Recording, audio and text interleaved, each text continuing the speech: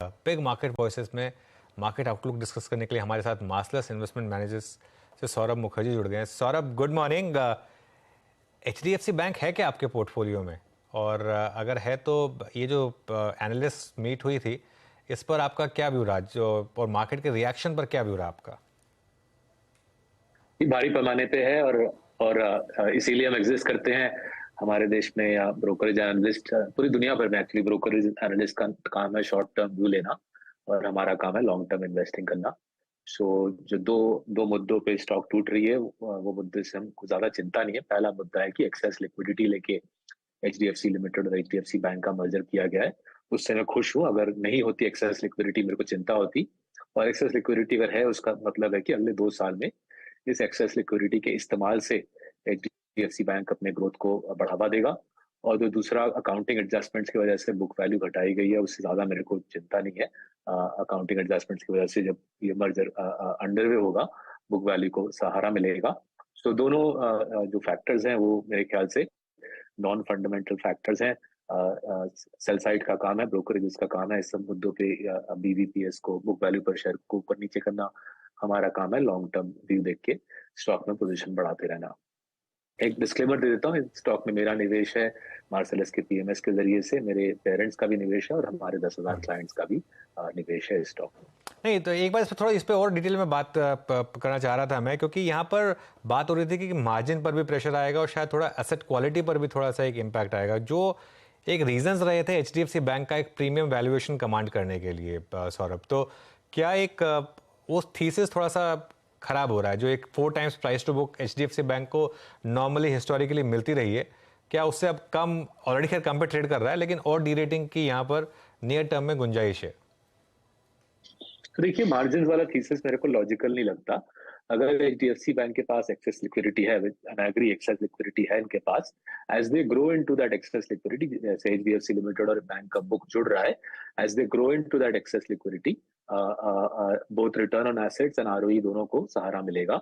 सो ये मार्जिन का जो पॉइंट ऑफ व्यू कि निम्स क्रंच होंगे, I don't agree with that. मेरे ख्याल से ऐसा नहीं होगा।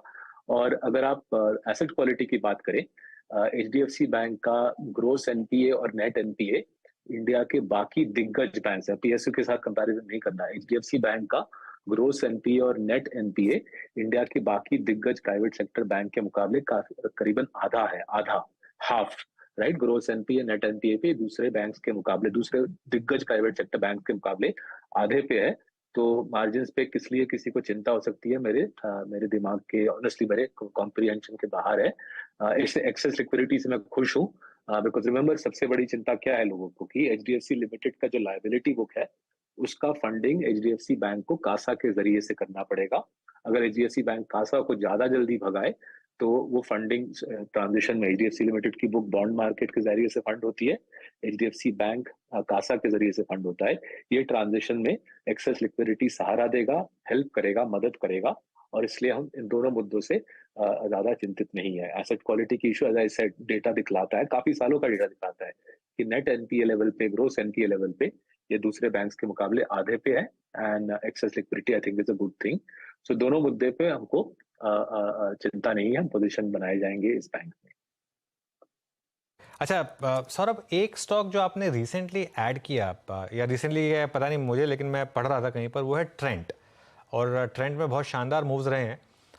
कोई स्पेसिफिक रीजन? क्योंकि रिटेल में कुछ ही स्टॉक्स ने आउट परफॉर्म किया, ट्रेंट उनमें से एक है। हाँ जी, देखिए, काफी सालों से हमारी उनके मैनेजमेंट के साथ बातचीत चलती रहती है कि देखिए, our point of view to them has been कि आप लोग वेस्ट साइड में तो खूब कमा लेते हो, बट बाकी जो आपके फॉर्मेट्स हैं वहां पे आप कमा नहीं पाते। तो जैसे जैसे हमारी कॉन्फिडेंस बढ़ी लास्ट 1.5 साल में, जूडियो के ब्रांचेस को विजिट करके, जूडियो के ग्रोथ को देख के, जूडियो के प्रॉफिटेबिलिटी, उस फॉर्मेट के दम को देख के जैसे जैसे कॉन्फिडेंस बनी, हमको समझ आया कि not just west side but Zudio भी जबरदस्त कमाएगा। जूडियो करीबन आई थिंक 400-500 आउटलेट्स हैं आज। हमारे अंदाजे से ये 4 से 5 गुना और आउटलेट्स खोल सकता है। 2000 से 2500 के आसपास जूडियो के आउटलेट्स खोल सकते हैं। That was our first big call कि वेस्ट साइड ही नहीं, जूडियो पैसा कमा सकता है। और हमारा दूसरा बड़ा कॉल ट्रेंड पे है कि इनका जो ग्रोसरी फॉर्मेट है, जो स्टार बाजार कहलाता है, ये फॉर्मेट भी हमारे ख्याल से कुछ ही दिनों में पैसा बनाने लगेगा। ये फॉर्मेट 10 साल से लॉस मेकिंग रहा है, हमारे रिसर्च के मुताबिक स्टार बाजार फॉर्मेट में भी पैसा बनने लगेगा। ये जेवी है इनका टेस्को के साथ। सो अगर हम इंडिया के इर्द गिर्द रिटेल में देखें, मेरे को कोई दूसरा फॉर्मेट नजर नहीं आ रहा जो साउथ इंडिया के ऊपर, इंडियन वुमेन के ग्रोइंग वेल्थ के ऊपर, और जो हमारे देश में जो एस्पिरेशन है, वुमेन की, यूथ की जो एस्पिरेशन है, उसके उसके ऊपर खेल सकता है। तो नोएल टाटा और वेंकट और बाकी टीम को की सराहना करनी पड़ेगी। कमाल का फॉर्मेट बनाया है, 5-10 साल का कठोर मेहनत मेरे ख्याल से फायदा ला रहा है यहाँ पे। जसौरा जी नमस्कार, वीरेंद्र बोल रहा हूँ। मैं आपके विजय डायग्नोस्टिक पे बात करना चाह रहा था क्योंकि इसमें एक अच्छा मूव आया, उससे बात करूंगा, लेकिन एक और फाइंडिंग आपका रेनबो चिल्ड्रंस मेडिकेयर जो आपने पिक किया है, हाँ थोड़ा इसके बारे में बताइए। हाँ जी। आपकी पीछे सोच क्या है इसको पिक करने की सर? हाँ जी, तो देखिए, दो अलग अलग आई थिंक थीम्स यहाँ पे इंटरसेक्ट कर रहे हैं। पहला है, साउथ इंडिया में इकोनॉमिक बूम कमाल की आई है। लास्ट 5 साल में साउथ इंडिया बाकी देश को छोड़ के कहीं आगे चला गया है।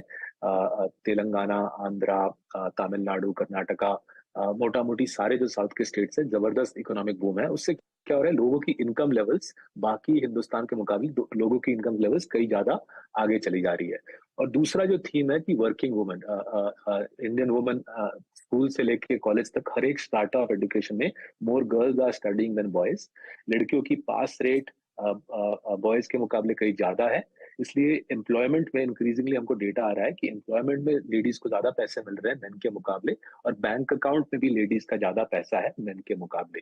सो वुमेन की प्रॉस्पेरिटी और साउथ की प्रॉस्पेरिटी दोनों को जोड़ते हुए हमने ये रेनबो चिल्ड्रन मेडिकेयर आइडेंटिफाई किया। करीबन 17 अस्पताल हैं प्राइमरीली साउथ इंडिया में, जहाँ पे ये लोग फोकस करते हैं चाइल्ड डिलीवरी, मैटरनिटी और पीडियाट्रिक हेल्थ केयर में।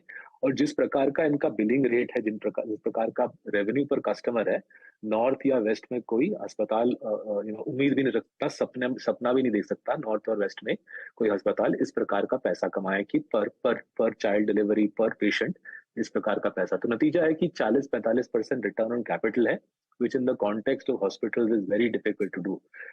17 हॉस्पिटल्स हैं, ग्रोथ अच्छी आ रही है, हॉस्पिटल्स नए हॉस्पिटल भी खोल रहे हैं। आई थिंक गुड़गांव में एक हॉस्पिटल खोल चुके हैं अभी, और पुणे में भी कुछ प्लान्स हैं इनके। सो ग्रोथ रनवे काफी लंबी है इंडिया में। Formalisation of child care, paediatric care, gynaecological care अभी शुरुआती है। रनवे काफी है। साउथ का बूम चलता रहेगा हमारे ख्याल से, और लेडीज का, वुमेन का अर्निंग पावर इंडिया में कई ज्यादा और बढ़ेगा अगले 10 साल में। सो इन दोनों थीम्स को जोड़ते हुए हमने रेनबो चिल्ड्रंस हेल्थ केयर खरीदा।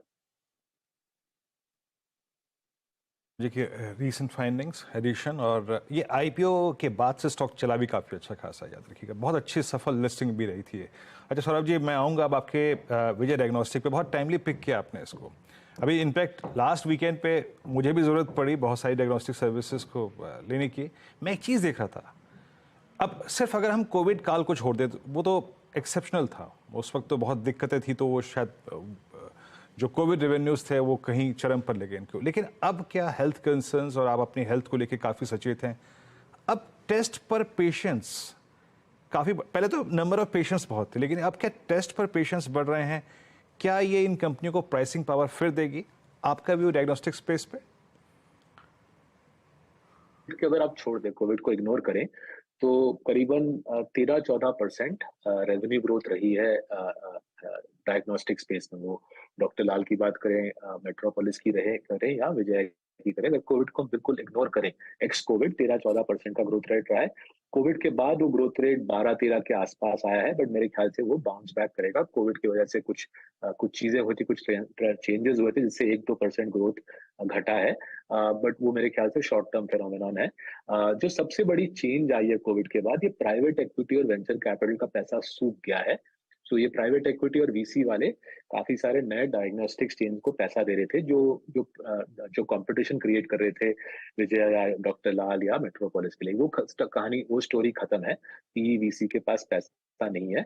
इससे क्या रहा, जो जमे हुए खिलाड़ी हैं, जैसे विजय साउथ में, स्पेशली तेलंगाना, आंध्रा में विजय जमा हुआ खिलाड़ी है, लीडर है। जमे हुए खिलाड़ी की प्राइसिंग पावर कई कई कई ज्यादा बढ़ी है इस साल। जो हम देख रहे हैं कि जमे हुए खिलाड़ियों की प्राइसिंग पावर वापस आ गई है। एक जो फर्क है विजया में वर्सेस से doctor Lal. Vijay is both radiology and path, दोनों करते हैं. साउथ में यही इसी प्रकार का चलता है. साउथ में रेडियो और पैथ सेम प्रोवाइडर करता है, क्योंकि साउथ में जैसे हम डिस्कस कर रहे हैं इनकम लेवल ज्यादा है, लोगों के पास टाइम कम है, इसलिए वो एक ही प्रोवाइडर के पास से रेडियो और पैथ दोनों ले लेते हैं. विजय इस क्षेत्र में साउथ में अनडिस्प्यूटेड लीडर है. करीबन 35 साल पुरानी ये चेन है. As I discussed 2 minutes ago, growth का स्कोप साउथ में काफी है. इन लोगों ने बखूबी से ईस्ट में भी, कोलकाता में भी एक्सपेंशन शुरू किया है लास्ट 5-6 साल में. वहां पे कॉम्पिटिटिव इंटेंसिटी कम है. बारिंग डॉक्टर लाल ईस्ट में कोई दूसरा बड़ा प्लेयर है नहीं. So if you combine radio and path, you get better margin than path alone.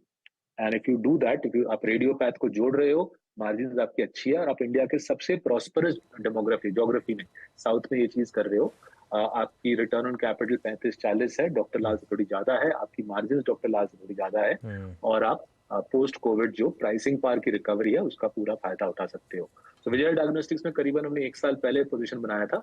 उम्मीद है कि कई साल ही हमारे पोर्टफोलियो में रहेगी. ऑलराइट सौरभ, बहुत बहुत शुक्रिया आज हमारे साथ जुड़ने के लिए और हमसे बात करने के लिए. चलिए, बहुत